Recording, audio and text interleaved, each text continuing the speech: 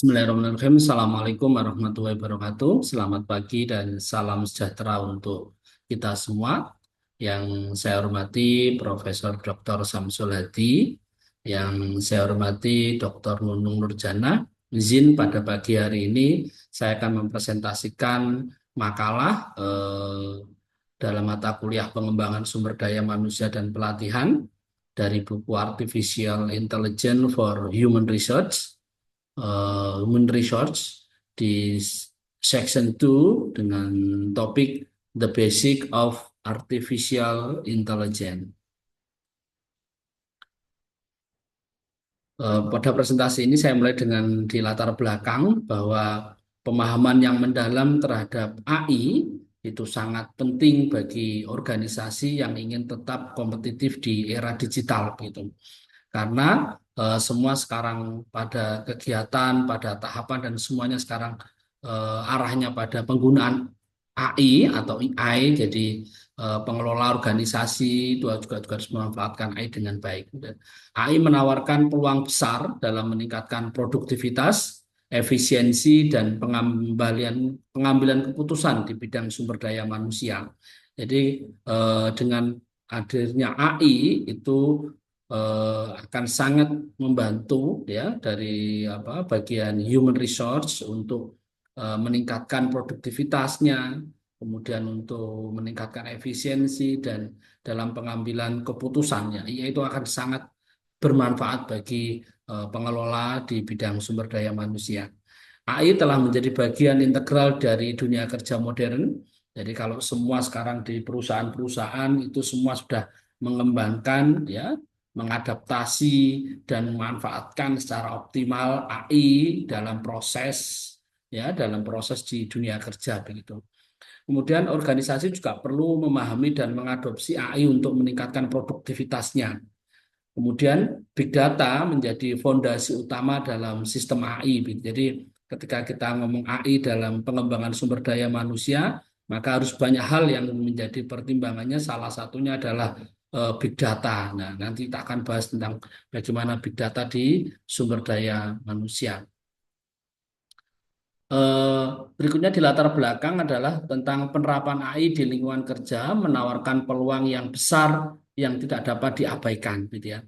Jadi kalau dulu human resource itu mau melakukan rekrutmen, mau melihat analisis tentang calon pegawainya itu harus menyiapkan banyak dokumen ya dengan AI itu nanti akan mudah sekali mendapatkan kurikulumnya, portofolio dari calon pekerja gitu. Dengan menggunakan AI akan lebih menguntungkan organisasi, karyawan dan pengembangan diri.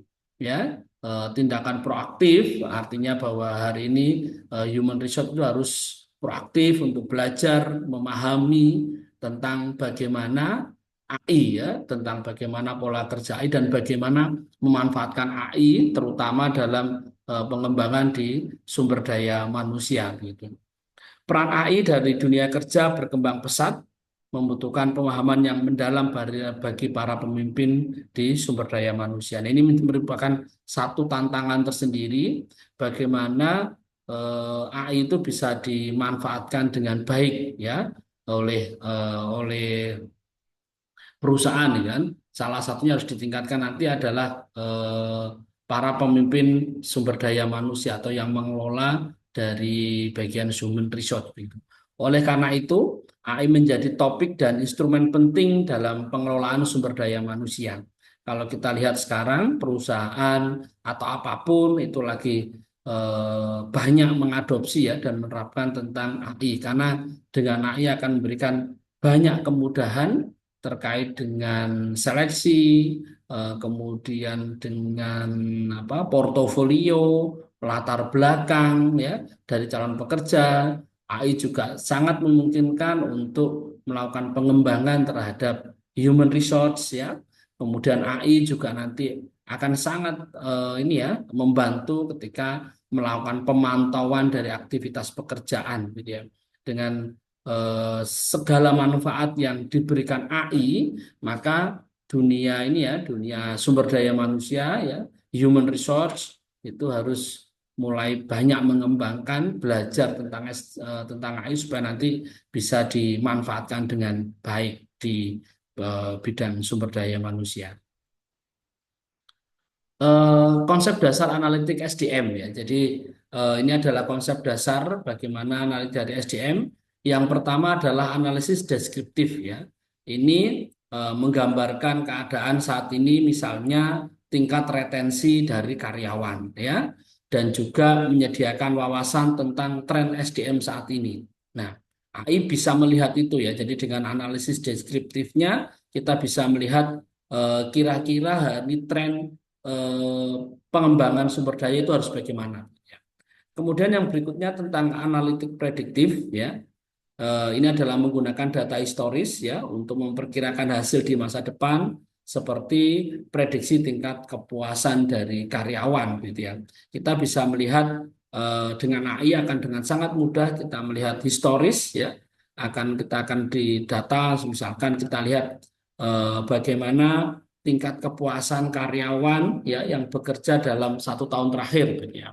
Ketika kita menggunakan AI ya kita cukup mudah ya nanti akan mendapatkan data-data dari tingkat kepuasan dari karyawan.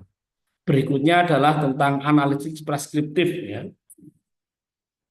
Nah, kalau analisis preskriptif itu menawarkan solusi berbasis data untuk meningkatkan efisiensi SDM seperti sarana peningkatan keterlibatan karyawan gitu ya. Karena memang eh, ini ya, jadi kalau apa basisnya basis data gitu ya. Jadi kita nanti bisa lihat apakah di bidang pekerjaan tertentu ya itu masih harus menggunakan dengan jumlah SDM yang banyak atau kemudian kita bisa lakukan efisiensi ya dengan SDM sumber daya manusia misalkan dengan apa eh, mengganti ya atau kemudian juga menambah pekerjaan karena dianggap bahwa sumber daya manusia itu masih bisa kita tingkatkan lagi. Nah, itu analisis preskriptif. Berikutnya adalah analisis prediktif dalam sumber daya manusia. Ya, yang pertama adalah mengidentifikasi prediktor dan faktor penyebab. Ya, analisis ini bertujuan untuk mengidentifikasi variabel-variabel ya yang berkorelasi atau memiliki hubungan sebab akibat. Ini kita menggunakan analisis prediktor. Yang kedua adalah pemodelan prediktif ya. Nah, dari analitik kedua di step kedua ya, itu adalah perubahan variabel utama akan berdampak signifikan pada elemen-elemen terkait secara beruntun layaknya efek domino pada jalur modifikasi ya baik secara positif maupun secara negatif. Yang ketiga adalah memprediksi perilaku, ya. Tujuannya adalah memprediksi respon individu terhadap variabel tertentu, misalnya dengan menganalisis data pergantian karyawan, ya, kemudian mencakup frekuensi kehadiran, ya, skor evaluasi kinerja, masa kinerja. Model ini mampu mengidentifikasi pola, ya, sehingga individu dengan frekuensi rendah, masa kerja singkat, dan skor kinerja rendah itu bisa dikategorikan sebagai karyawan yang berisiko tinggi untuk dia resign atau keluar. Kemudian kita masuk pada komponen-komponen utama dari artificial intelligence ya.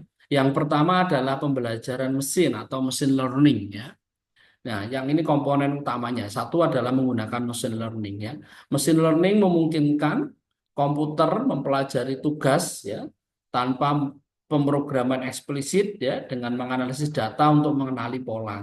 Jadi data-data yang semua masuk itu kemudian dianalisis polanya ya, kemudian data yang berhubungan, yang tidak berhubungan itu kemudian sangat mudah akan dianalisis dengan menggunakan machine learning.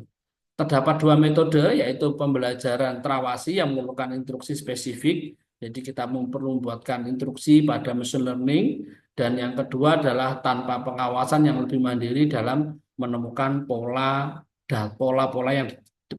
dalam data.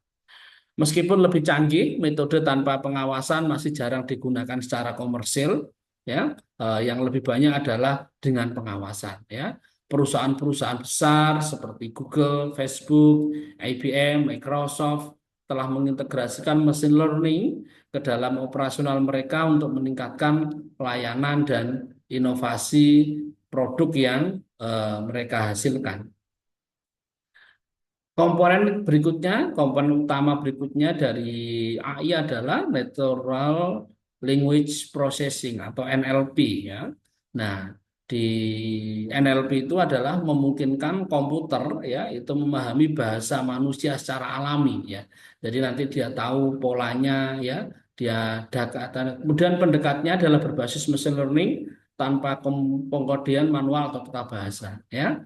Kemampuan dapat menginterpretasi percakapan sehari-hari dengan mempertimbangkan konteks, intonasi, dan struktur kalimat. Ya, jadi kita misalkan perkembangan di natural language processing ini yang paling paling familiar dengan kita adalah perkembangan teknologi, ya produk dari OpenAI ya dengan ChatGPT ya. ChatGPT 2 dan ChatGPT 3 itu bisa memahami teks yang kita inginkan gitu ya. Contoh kita menuliskan prompt tertentu ya atau kemudian tugas tertentu kemudian AI ini kemudian mampu memberikan apa yang kita inginkan itu berdasarkan dari data yang sudah ada pada machine learning yang ada pada data-data yang dimiliki oleh OpenAI gitu ya. Kemudian berikutnya adalah eh, dampak dan resiko ya dampak dan resiko dari NLP ini adalah teknologi ini mampu menghasilkan teks yang meyakinkan ya. Nah, kita bisa lihat sendiri ketanggihan dari AI ketika kita ngetik. Nah, ini berpotensi menyebarkan informasi palsu. Nah, ini juga harus diantisipasi dengan baik. Komponen utama dari teknologi AI berikutnya adalah ini deep learning ya. Nah, definisi dan perannya, tahapan lanjutan ya, AI memungkinkan mesin mencapai kecerdasan buatan yang optimal, yang sejati gitu ya. Konsep dasar dari deep learning adalah serangkaian keputusan pembelajaran mesin learning yang saling bergantung, menyerupai pembelajaran manusia dengan hierarki pengetahuan. Proses hierarkinya didapatkan dari algoritma ditumpuk secara bertahap untuk meningkatkan kompleksitas dan abstraksi mencapai akurasi optimal. Nah, deep learning ini atau pembelajaran mendalam ya itu bahasa hierarki untuk algoritmanya adalah dia ini ya sampai pada pemahaman yang utuh gitu ya tahapnya kemudian dipahami sehingga mendapatkan ini ya untuk data akurasi yang optimal. Istilah deep sendiri itu berasal dari banyaknya lapisan pemrosesan dalam pemodelan pembelajaran mendalam. Keunggulan dari deep learning itu adalah lebih cepat dan akurat dibanding metode pembelajaran yang lain. Syarat keberhasilan memerlukan data pelatihan besar dan daya komputasi tinggi ya yang memungkinkan di era big data dan komputasi awan. Nah, untuk deep learning itu membutuhkan data yang besar ya sehingga dibutuhkan big data ya dan akan sangat relevan di era sekarang. Kemampuan tambahan dari deep learning adalah dapat memproses ya dan menginterpretasi data tak terstruktur. Jadi dia juga bisa melihat data-data yang tidak terstruktur. Berikutnya ini adalah jenis-jenis AI ya yang kita familiar ya kecerdasan buatan ya. Sekarang AI sudah berkembang dalam berbagai bentuk ya. Ada yang bentuknya bot ya, bot itu semacam obrolan ya, bot layanan pelanggan ya. Ketika contoh kita pesan apa misalkan ya kita ini ya kita di aplikasi online gitu ya itu kita ngetik apa itu kemudian bisa menjawab atau kemudian call center ya biasanya misalkan kita minta pertanyaan apa otomatis yang ada yang jawab. Nah yang jawab ini dia berupa AI ya atau mesin bot yang memastikan bisa menjawab semua pertanyaan dalam ini ya dalam sistem yang kita buat. Nah, ini banyak sekali digunakan oleh perusahaan-perusahaan ya untuk memudahkan interaksi ya antara pelanggan mungkin ya dengan perusahaan atau kemudian ini juga bisa nanti dimanfaatkan di dunia SDM bagaimana nanti AI itu nanti mampu menjawab ya pertanyaan-pertanyaan yang mungkin diberikan oleh karyawan. Berikutnya adalah Alexa atau Cortana atau Siri ya, itu berbasis suara asisten ya. Ini nanti akan menjadi lebih personal ya. Ini banyak digunakan di smartphone ya. Ini bisa misalkan apa ini ya menjadi asisten kita ya. Dan dia bisa memberikan jawaban yang lebih personal ya. Kemudian Microsoft Time ya. Ini adalah interaksi online ya, sistem ngobrol dengan orang-orang setelah mereka berinteraksi sebelumnya. Kemudian adalah Alibaba ya. Alibaba ini ya dia AI yang mampu membaca pemahaman, membaca pertanyaan ya. Ini bagian dari jaringan saraf alami dan apa bahasa pemrosesan. Kemudian berikutnya adalah Deep Dream ya. Deep Dream ini tipenya adalah mereplikasi pemrosesan otak ya. Ya, ini cara kerjanya adalah belajar bagaimana manusia belajar ya. Proyek saat ini adalah menemukan dan mengkategorikan semua cita satelit ya. Kemudian yang berikutnya teknologi AI yang berkembang berikutnya adalah Tesla Autopilot ya. Ini mengemudi ya. Jadi AI ini sudah berkembang di dunia otomotif. Jadi ketika kita menggunakan teknologi ini ya, kita sudah autopilot gitu ya. Misalkan kita mengendarai kendaraan, ya, kita mau menuju mana, titik mana yang ini kita capai, itu AI akan mengarahkan itu ya. Jadi dia mampu mendeteksi jalan-jalan, misalkan apakah kita harus di jalur kanan, ya, kemudian dia bisa mendeteksi ya lalu lintas, kemudian di depan ada mobil atau tidak, dia bisa mendeteksi orang, benda, sinyal dan lain sebagainya sehingga ini ya kita bisa apa berkendaranya autopilot. Ini adalah beberapa teknologi AI yang berkembang dan saya yakin ke depan ini akan lebih banyak lagi ya yang bisa dikembangkan dari AI ya.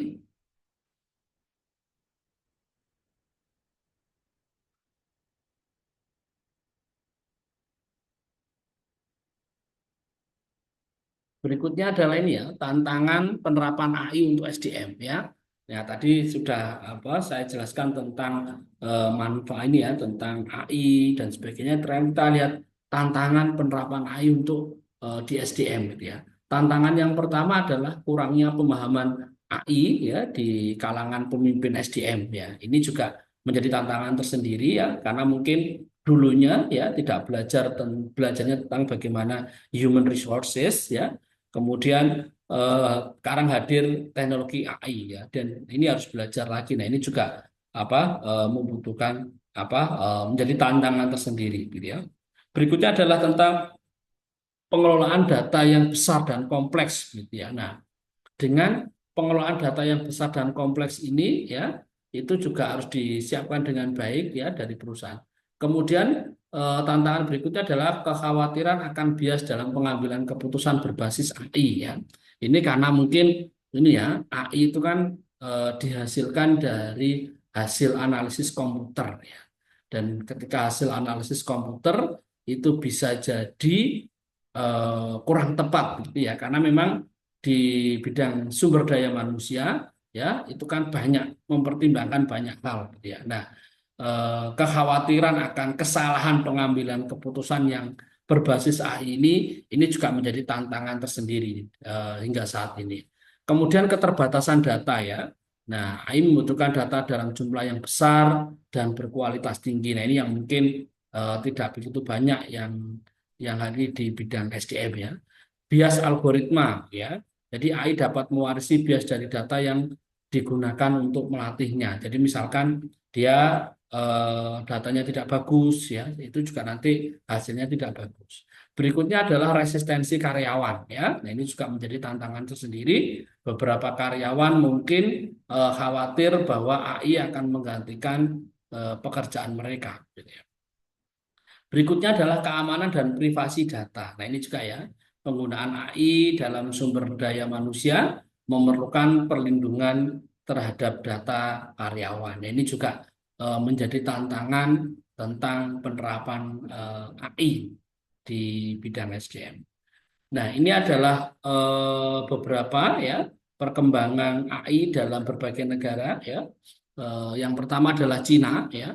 Cina itu ini ya apa sangat mengembangkan AI ya, dan dia punya ini ya pengen apa di dalam jurnal, di dalam berita itu juga memberikan informasi bahwa Cina ingin menjadi pemimpin global di bidang AI pada tahun 2030. Nah, sekarang sekarang sudah kita ini ya lihat bahwa apa teknologi AI dari Cina sudah banyak ya, DeepSeek misalkan ya, itu yang sekarang perlahan-perlahan sudah ini ya sudah mulai apa ini ya sudah mulai banyak digunakan oleh masyarakat. Jadi kalau dulu kita hanya menggunakan produk dari OpenAI, ChatGPT ya, sekarang mulai perlahan dan itu paling apa DeepSeek itu sekarang lagi banyak digunakan oleh, dan ini salah satu ini ya produk Cina yang luar biasa. Berikutnya adalah target ambisius ya di Cina ya, dengan target ambisius itu kemudian kebijakan pemerintah juga ini ya juga sangat mendukung gitu ya. Kemudian di sana juga ketersediaan data skala besar, dukungan pemerintah ya, itu juga menjadi poin penting dalam keberhasilan Tiongkok dalam mengembangkan AI. Keunggulannya, kemudian kita bisa lihat juga ada Alibaba ya, di mana sistem AI-nya ya itu pernah diuji coba, itu melampaui skor manusia dalam ujian pemahaman bacaan di Universitas Stanford. Jadi Alibaba pernah menguji ya tentang uji pemahaman bacaan ya. Jadi membaca dulu kemudian diujikan dengan orang gitu ya. Dan tahun 2018 ya penelitian ini dilakukan, Alibaba ya skornya itu melebihi skor pemahaman bacaan dari ini ya di Universitas Stanford. Ini luar biasa. Kemudian menunjukkan kapabilitas teknologi AI Tiongkok yang kompetitif di tingkat internasional, yaitu sudah mulai kelihatan. Sekarang juga mobil-mobil listrik ya, mobil-mobil yang canggih, yang autopilot itu Cina juga sudah produknya sudah banyak kita jumpai di pasar Indonesia. Berikutnya adalah Inggris ya. Bedanya kalau Inggris ini dia lebih fokus pada AI di bidang keamanan dan keuangan gitu ya.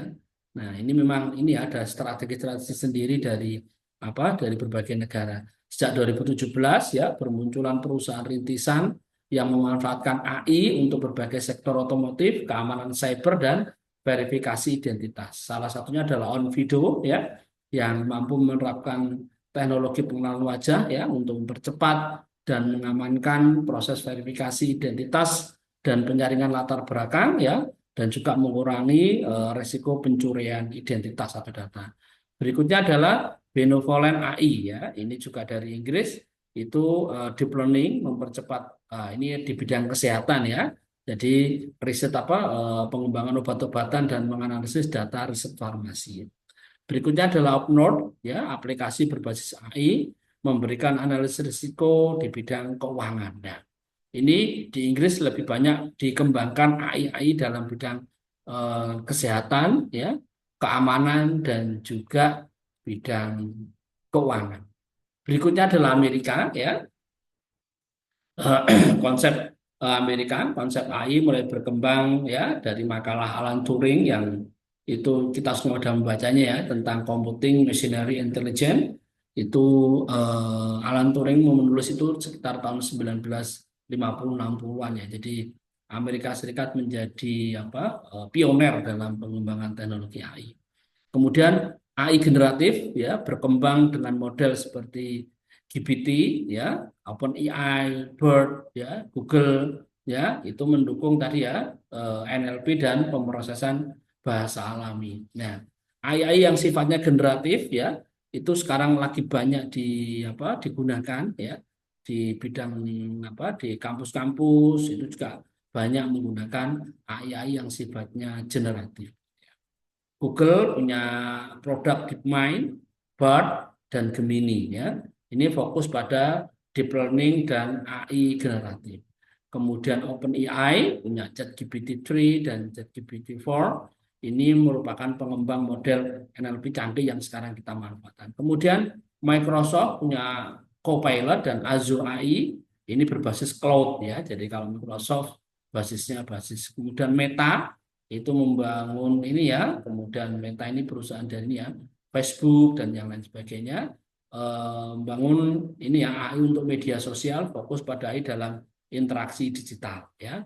Kemudian Amazon punya AWS AI ya, commerce layanan cloud ya. Kemudian Tesla punya AI dalam kendaraan otonom. Berikutnya adalah manfaat dalam pengelolaan SDM ya. Rekrutmen ya ini ya, manfaatnya adalah rekrutmen dan seleksi ya. AI dapat menyaring kandidat dengan lebih cepat ya, akurat berdasarkan data historis dan kecocokan antara yang diinginkan dengan profil pendaftar. Kemudian pelatihan pengembangan AI memungkinkan materi yang sifatnya personal bagi setiap kebutuhan individu. Kemudian AI juga di bidang manajemen kinerja dapat menganalisis data kinerja karyawan dan memberikan rekomendasi untuk peningkatan produktivitas. Kemudian manfaat berikutnya adalah analisis prediktif SDM ya, dengan memanfaatkan big data untuk memprediksi perilaku karyawan seperti resiko turnover, resign dan lain sebagainya. Kemudian ini adalah strategi ya, implementasi dari AI dalam SDM ya.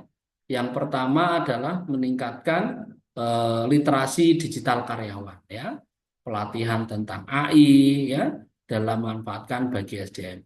Yang kedua adalah menggunakan AI sebagai alat bantu ya, bukan sebagai pengganti. AI dirancang untuk meningkatkan produktivitas, bukan menggantikan peran manusia. Berikutnya adalah menerapkan prinsip transparansi dan etika ya. Pastikan AI digunakan secara etis dan transparan. Berikutnya adalah mengadopsi pendekatan berbasis data, gunakan data akurat dan relevan untuk mengoptimalkan keputusan bidang sumber daya manusia. Kesimpulannya adalah ya, karena materi ini adalah tentang ini ya basic dari AI untuk SDM, maka perkembangan bisnis saat ini ya secara alamiah itu mengarah pada pemanfaatan AI ya, didukung oleh kemampuan pengumpulan, penyimpanan dan analisis data yang belum pernah terjadi sebelumnya. Jadi di bidang apapun itu biasanya pengumpulannya dilakukan manual dan tersendiri, penyimpanannya sendiri, analisisnya tersendiri. Nah, dengan AI ya itu semua tahap itu bisa dilakukan bersamaan ya. Jadi dikumpulkan, ya, disimpan data tersebut kemudian dianalisis, ya, itu akan sangat mudah dengan AI dan kita bisa memanfaatkan kita butuh data tentang apa, analisis tentang apa, AI akan mudah memberikan itu semua. Berikutnya adalah AI ya yang meliputi teknologi pembelajaran mesin pemrosesan bahasa alami dan pembelajaran mendalam telah memberikan dampak yang signifikan pada konsumen dan dunia kerja ya.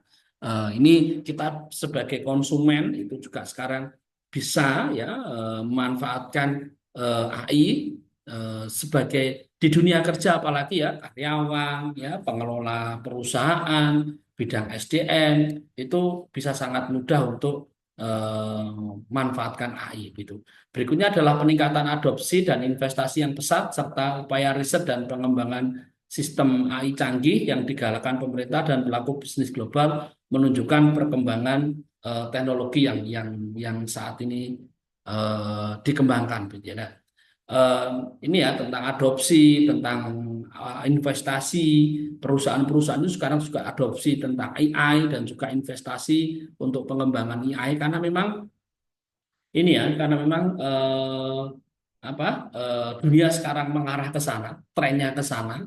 Jadi ini memberikan dampak yang luar biasa ya AI ini pada bidang SDM ya, peningkatan kapasitas ya dan juga memiliki kemampuan untuk mengumpulkan data, menyimpan dan menganalisis data dengan sangat baik dan itu semua bisa dilakukan oleh teknologi artificial intelligence. Terima kasih. Sekian dari saya untuk presentasi makalah dari buku Artificial Intelligence for Human Resource di topik 2 yaitu topik Basic of Artificial Intelligence. Terima kasih. Sekian. Wassalamualaikum warahmatullahi wabarakatuh.